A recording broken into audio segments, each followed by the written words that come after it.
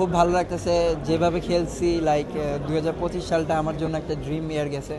So ওই বছরের particular বছরটাই আসলে লাইক বলবো যে একটা টার্নিং পয়েন্ট ছিল আমার। সো ওইটার যেহেতু একটা অ্যাওয়ার্ড পাচ্ছি, খুবই ভালো লাগতেছে। কাউকে ডেডিকেট করবেন? আমার ফ্যামিলিকে। আর আপনি হচ্ছে যে ইন্টারন্যাশনাল ডেবিউটার এক্সপিরিয়েন্সটা যদি একটু বলেন। না, খুবই ভালো ওভারঅল মিলে যেভাবে সবাই সাপোর্ট করছে, অ্যাজ এ ক্যাপ্টেন থেকে লিটনদা থেকে তারপর হচ্ছে অ্যাজ এ সিনিয়র প্লেয়ার যারা ছিল সবাই অনেক মোটিভেট করছে। সো খুব ভালো লাগছে।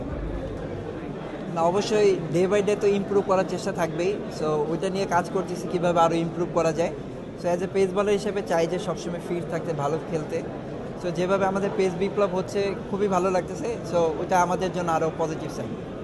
রিপন, একটা প্রশ্ন, আপনি একটু আগে রানার বাউন্সার নিয়ে কথা বলছিলেন। রানার পরিচয় এখন বাউন্সার হতে পারে না, রিপনের পরিচয় কি হোক আপনি চান? কোন স্পেসিফিক আপনার? স্পেসিফিক যেটা আছে, আমি আসলে ইয়র্কারটা ভালো মারতে হবে। সো ওইটা নিয়ে আর কি বেশি কাজ করতে চাচ্ছি।